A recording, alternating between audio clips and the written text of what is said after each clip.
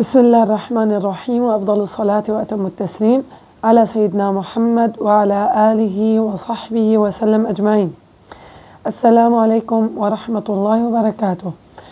نويت التعلم والتعليم والتذكر والتذكير والنفع والانتفاع والحث على التمسك بكتاب الله وسنة رسول الله وعلى كل نية خير. اللهم إني تبرأت إليك من حولي إلى حولك، ومن ضعفي إلى قوتك، ومن عزمي إلى عزمك، ومن عجزي إلى قدرتك، ومن فقري إلى غناك، ومن انكساري إلى عزتك، ومن ضيق اختياري إلى براح إرادتك. أخواتي العزيزات، إن شاء الله تعالى اليوم طبعا نحن عم نتحدث عن مخارج الحروف. إن شاء الله تعالى اليوم بدنا نحكي، طبعا المرة الماضية تحدثنا عن مخرج الضاد، وتحدثنا عن مخرج اللام، وتحدثنا عن مخرج الراء. اليوم إن شاء الله تعالى بدنا نتعرف على مخرج طرف اللسان اللي هو الطاء، مخرج الطاء. بداية طبعا نحكي خطوات نتدرب عليها أو نمشي عليها حتى نحن نكون عم نتدرب على آلية صحيحة. آلية صحيحة، طبعا نكون عم نتدرب على آلية صحيحة. حتى مثلا يعني دائما بحكي انه في بعض الاخوات بيحكوا لي انه احنا عم نتدرب ما عم نلاقي نتيجة. طبعا اخواتي العزيزات، في اخوات بيكونوا عم يتدربوا بطريقة خاطئة، ما في آلية يمشوا عليها، ما في خطوات يمشوا عليها حتى يعرفوا هل هو تدريبه صح ام خاطئ. انا الصراحة بحكي، أنا كان يعني كنت هيك تمام، حتى إنه صرت أمشي على خطوات اللي هي أنا بعطيكم عليها، حتى صرت لاقي نتيجة. طلع أنا بتدرب يعني على آلية خطأ، مشيت على هاي الخطوات وصرت أمشي عليها واتبع هاي الخطوات. طبعا أنا صار عندي آلية صحيحة للتدريب على باقي الحروف أو على حروف الهجاء. بداية طبعا دائما في كل أمر نستعين فيه بالله عز وجل، وطبعا نتبرأ إلى الله من حولنا إلى حوله، ونجدد النية، بنصلي ركعتين قضاء حاجة، بنصلي ركعتين سنة اللهم صل على سيدنا محمد، ركعتين قيام ليل، استغفار، صلاة على النبي، صدقة، على نية ربنا يفتح علي ويكرمني بنطق الحروف أو بالقراءة الصحيحة بالطريقة الصحيحة. طبعا ثانيا عندنا حركات للفم، للفك. طبعا امبارح وقت كنا بنعمل بث على قناة التليجرام، على برنامج جوجل ميت عفوا، صاروا أخواتي يحكوا لي إنه دربينا أول شيء، عملينا آليات للفك، دربينا على آليات للفك. تمام، يعني هن مكيفين كتير إنه أنا عم ساوي لهم آليات للفك يتدربوا عليها. أخواتي العزيزات، نحن فكنا جامد، لابد إنه نعمل حركات نلين الفك شوي. طبعا مو من أول مرة ولا من تاني مرة، بس أنا قبل ما أتدرب بعمل ليونة حتى يساعدني على نطق هذا الحرف اللي أنا عم بتدرب عليه. بيساعدني كتير أخواتي العزيزات، ما تستهينوا بحركات الفك. تمام، بتساعدكم كتير إنه أنتوا يصير عندكم ليونة بالفك، حتى وقت أنتوا عم تتدربوا يعني يساعدكم شوي، مرة على مرة بصير عندك ليونة، وبصير نطق الحرف أسهل. تمام، ويصير عندك آلية تنطقي بالطريقة الصحيحة. تمام، اللهم صل على سيدنا محمد حتى يرضى سيدنا محمد. بقى هاي الحركات للفك بتساعدكم كتير. طبعا ممكن أخواتي العزيزات الحرف ما ياخد معك يوم ويومين وثلاثة وأربعة وخمسة وعشرة، ممكن ياخد معك وقت، بده وقت، لأنه أنت بتنطقي بطريقة خاطئة. بدك بيوم وليلة تنطقي بطريقة صحيحة؟ طبعا لا، بدك وقت. أوكي، انت تدربتي وصار يجي معك المخرج، بديك تجيبي حرف تاني، تدربي على الحرف السابق مع الحرف الثاني. يعني كنت تعطي وقت طويل، أعطي لو إنه وقت قصير. الحروف اللي صارت تيجي معك أعطيها وقت، حددي لها وقت إنه أنت تتدربي عليها، مع طبعا الوقت اللي بدك تتدربي عليه للحرف الثاني بده يكون أكبر. بس حتى هلا أحيانا الحرف نتيجة التدريب بياخد آلية، هو لسه ما أخذ مكانه بالطريقة، يعني بالتثبيت ما تثبت، بتروحي أنت بتفلتي، ما بتقعدي تتدربي عليه لأنه صار يطلع معك، بيقوم بالمخرج بيرجع مثل أول وجديد، بصير بدك تقعدي تردي تتدربي عليه من أول وجديد. تمام؟ فهي يعني آلية امشي عليها. يعني هلا أنا أعطيتكم تدريب من 3 ل 5 ساعات، خصصي لك نص ساعة للتدريب على الحروف اللي كنتي أنت عم تتدربي عليها حتى تثبت، لأنه إذا ما ثبتت رح ترجعي تدربي عليها من أول وجديد. تمام؟ وتقولي لا معناته أنا كنت عم بتدرب عليها بآلية خطأ. لا، بس أنت ما ثبت عندك، ما أخذ مكانه الحرف، ما أخذ المكان اللي هو يتوضع فيه. تمام؟ طبعا الحركات أول شيء للسان، حركات للفك السفلي، إتمام الكسر، حركة حتى يفتح معك المخرج من الداخل ولحتى يساعدك على الفتح بالألف. بخلصك هاي الحركة، بتخلصك إنه أنت إذا عندك إمالة بتروح، إذا عندك خيشمة بتروح، إذا فكك ما بيفتح من الداخل بصير يفتح، إذا الفتح والألف ما بتنطقي بالطريقة الصحيحة بصير ينطق. تمام؟ هاي الحركة بتساعدك. شايفك عم شغلة. هلا ممكن تقولي واحدة شلون يعني الغنة؟ وقت يكون مسكر المخرج من الحلق، ففي بيروح الحرف بيلاقي مخرج مفتوح، طريق ثاني بيروح بيطلع الخيشوم. عرفتي كيف؟ طريقة للشفتين،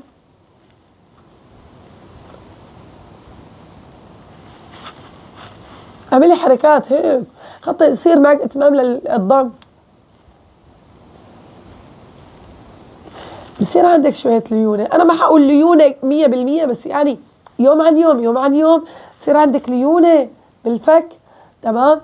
هلا في ايضا في حركة تتدرب عليها للنفس، انا نزلت لكم اياه الفيديو، انه انت تجيبي كيس حطي فيه شلمونة بس ما تسكريه، تخليه مفتوح حتى يطلع الهواء، ضلي انفخي انفخي انفخي. هي للنفس كتير منيحة، صدقوني بوقت قصير بصير عندك النفس طويل، بس يوميا بدك تدربي عليها يوميا.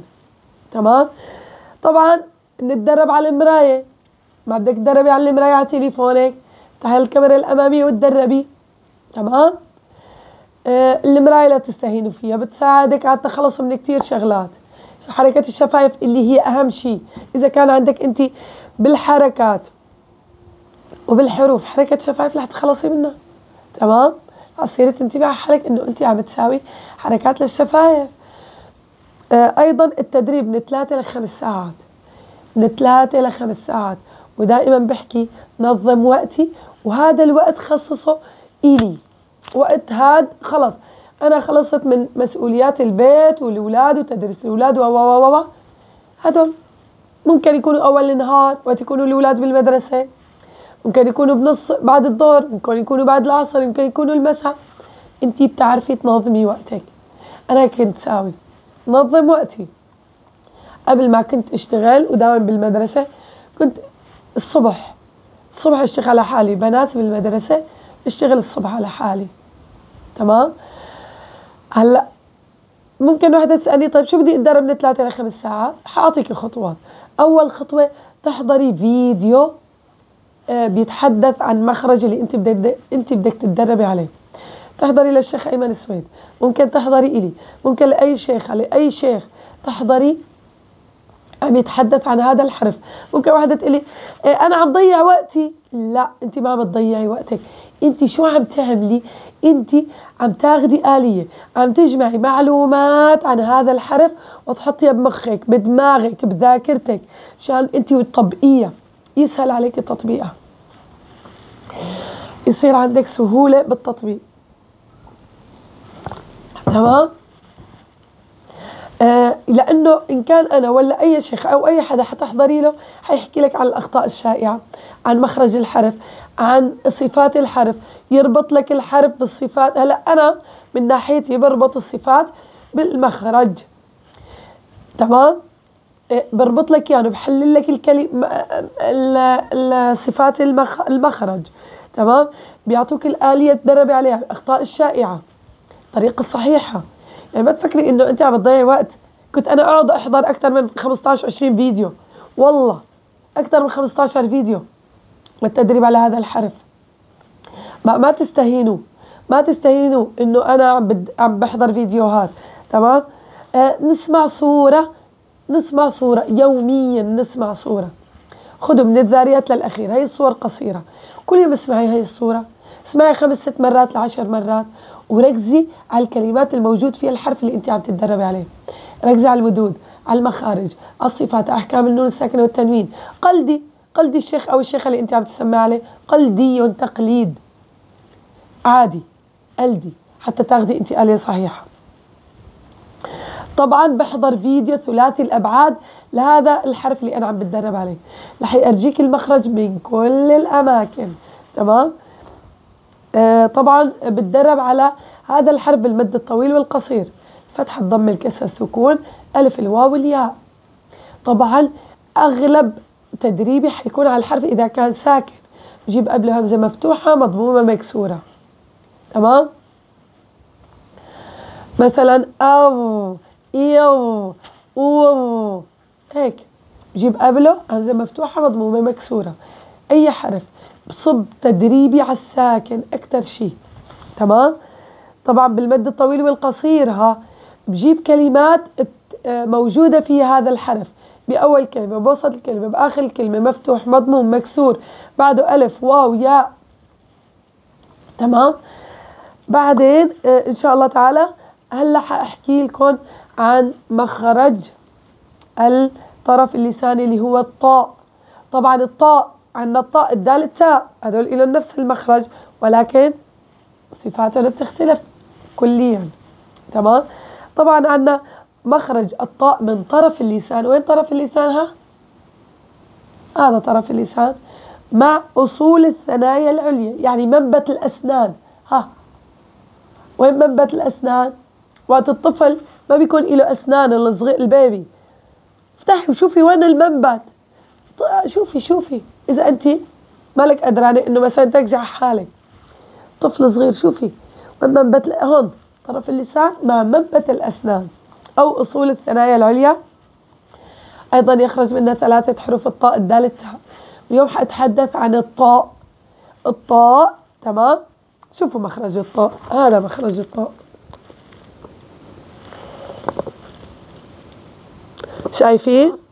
شايفين شلون ارتفاع لأقصى اللسان، شايفين الانفتاح، أي استعلاء وإطباق. طبعا استعلاء وإطباق هي طرف اللسان.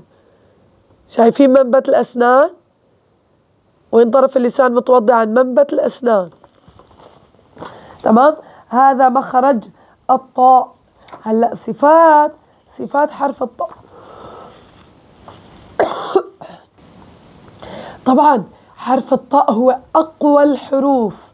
أقوى الحروف، كل صفاته تقريبا قوية ما عدا عندنا الإصمات، أما الباقي الصفات كلها قوية. بداية الحرف مجهور، في صفة الجهر، يعني تضام للوترين الصوتي. عند النطق بالحرف الطاء بصير عندي تضام للوترين الصوتيين، ونتيجة تضام هالوترين بصير عندي انحباس كثير لهواء النفس، طبعا في اهتزاز الأوتار الصوتية.